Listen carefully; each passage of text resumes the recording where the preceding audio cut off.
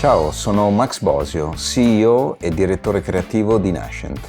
Il lavoro della mia agenzia consiste nell'aiutare aziende e start-up a diventare brand vincenti. Nella mia carriera ho lavorato tra Europa e Stati Uniti con aziende come Unicredit, Artemide e Mille Miglia. Ciò che definisce un brand sono le idee che lo rappresentano. Per questo il logo, i colori e gli altri elementi grafici devono essere tutti parte di un'identità coerente. Coordinare queste scelte diventa così parte centrale del processo di brand innovation. Il mio motto è Normal is boring. Innovare significa anche mettersi sempre in discussione. E questo vale per le grandi aziende quanto per le start-up. In questo corso di domestica imparerai a creare un'identità innovativa per il tuo brand e a renderlo unico e distintivo.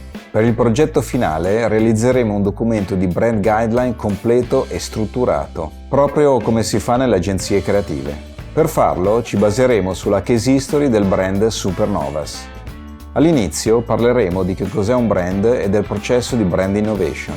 Ogni progetto inizia con un brief, per poi definire la narrazione, la personalità e il nome del brand. Insieme vedremo come articolare una brand identity innovativa, a partire dal logo, la tipografia, il color system e gli altri elementi grafici. Imparerai che cos'è un brand ecosystem e come realizzare un documento di brand guidelines. Alla fine del corso avrai assimilato i principali concetti della brand innovation, che sarai in grado di implementare nei tuoi progetti personali.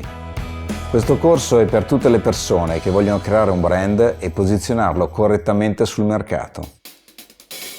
Scopri insieme a me la brand innovation e impara a dare vita al tuo brand.